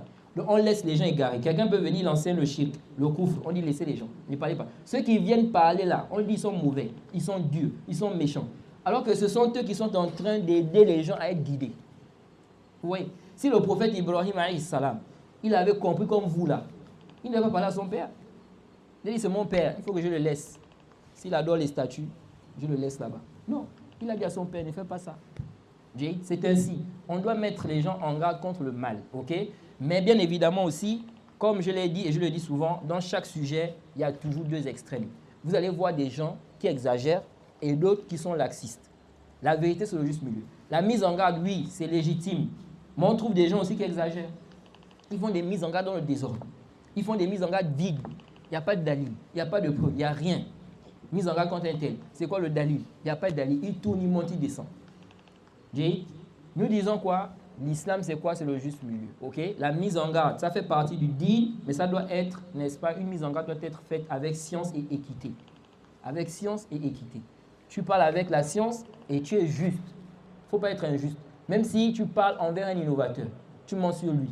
Ou bien tu commences à insulter ses femmes, ses enfants, etc. Qu'est-ce que ça, ils voient? Il y a des gens comme ça. Ils font des mises en garde, ils insultent les gens. Ok?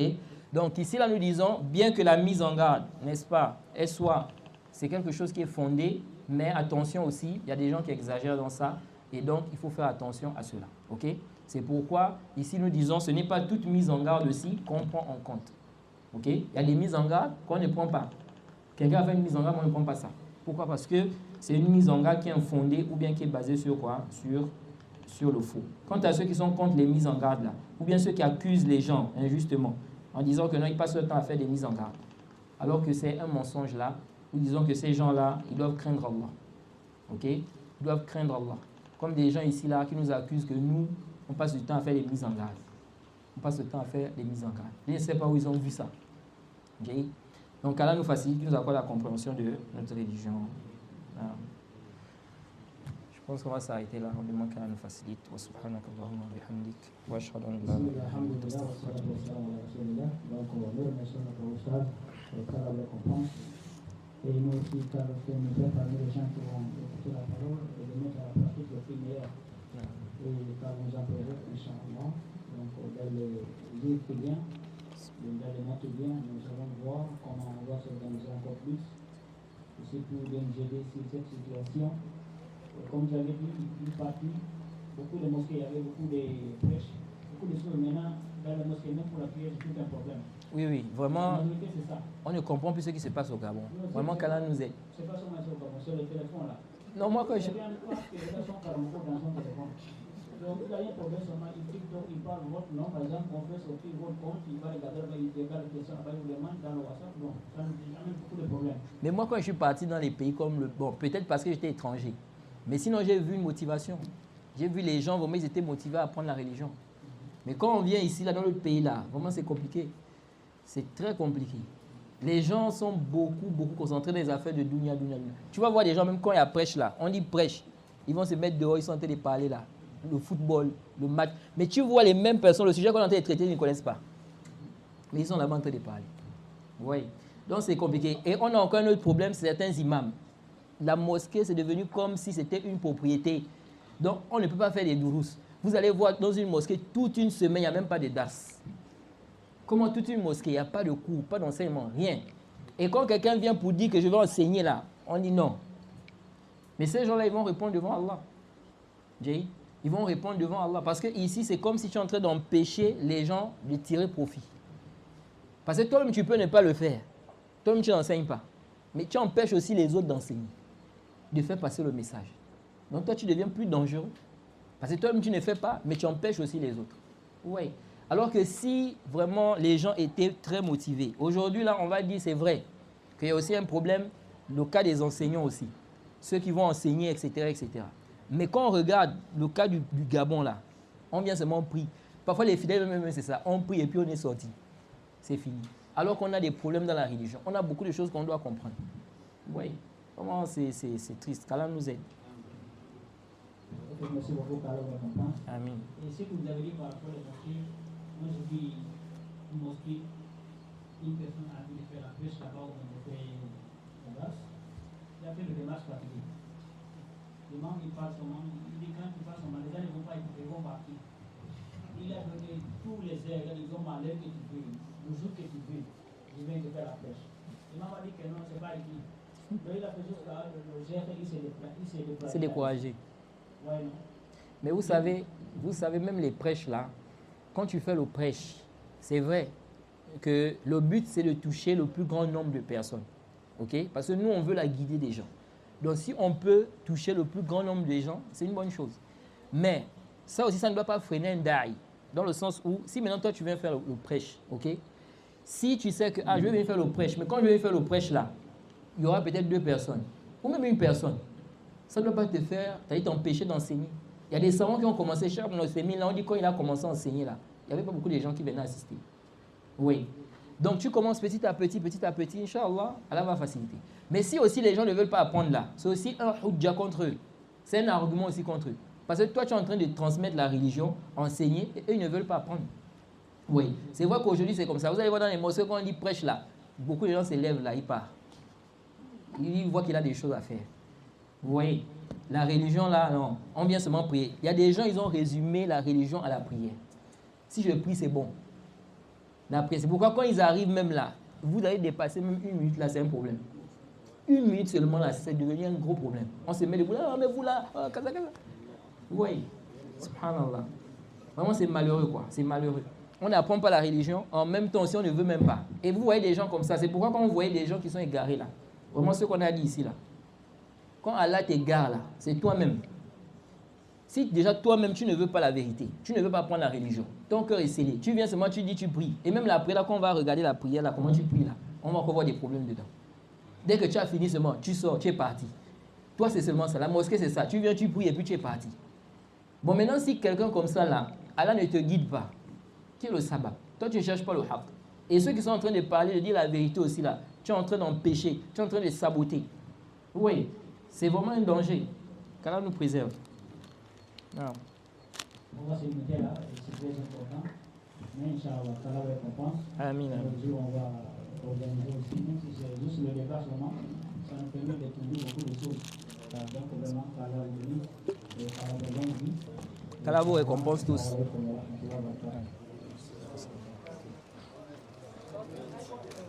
C'est lui qui parle. Hein? C'est lui qui parle. C'est le responsable de la classe. Celui qui parlait là. Ah bon, hein? Ah, je savais pas. On Machallah. va faire une présentation, Inch'Allah. Toi, C'est vous qui êtes en j'ai vu, il y avait le direct qui passait en direct.